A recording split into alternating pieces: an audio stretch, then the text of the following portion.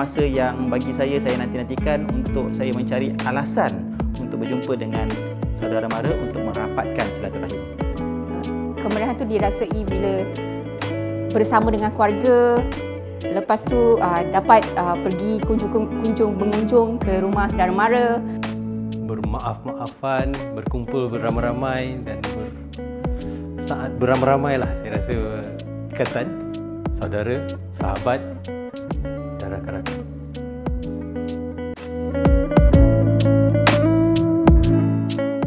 Okay, pada tahun ni kita boleh nampak dah ucapan pun banyak dibuat menggunakan AI dan kita boleh nampak banyak sangat benda yang unauthentic. So apabila kita berhari raya ni, harapan saya adalah kita dapat berjumpa dan kita dapat meluangkan masa untuk kita connect balik, bersilaturahim balik. Sebenarnya kita kembali kepada kita punya fitrah. Itu pun apa yang kita kata hari raya fitrah, balik kepada fitrah. Pada saya tahun ini tahun kematangan pada diri saya dah. Sebenarnya raya tu memberi satu keinsafan diri lah. Kita tak tahu bila kita akan beraya bersama lagi. Untuk saya mencipta kenangan lagi lah di raya ni berbanding tahun lepas lah. Mengambil tanggungjawab di mana kita beramai-ramai mengambil tanggungjawab, step up dan menguruskan keluarga dan menjadikan sesuatu tu lebih bermakna lah. Main bunga api, semasa kecil-kecil saya memang sangat suka lah main bunga api, dapat duit raya pergi beli bunga api lagi. So ini antara pengalaman-pengalaman yang saya tak dapat nak lupakan lah.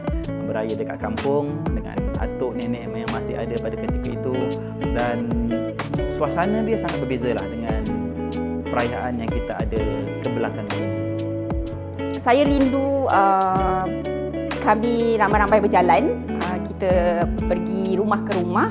Dan pernah saya dengan kawan juga kita plan lah untuk jalan jauh sedikit daripada rumah. Saya boleh plan sendiri mana saya nak pergi berbanding mak ayah saya yang tentukan saya nak pergi mana. Kepada semua pelanggan kami yang dihargai, terima kasih kerana sentiasa menjadi sebahagian daripada perjalanan kami. Semoga Syawal kali ini membawa 1001 kebaikan dan kebahagiaan untuk anda sekeluarga. Saya Johan Irwan Kamaruzaman. Saya Atika Razali. Saya Arif Suparjo. Selamat Hari Raya Aidilfitri dari kami di Leap Leadership Academy. Dah. Lagi soalan tak? Aduh, baik.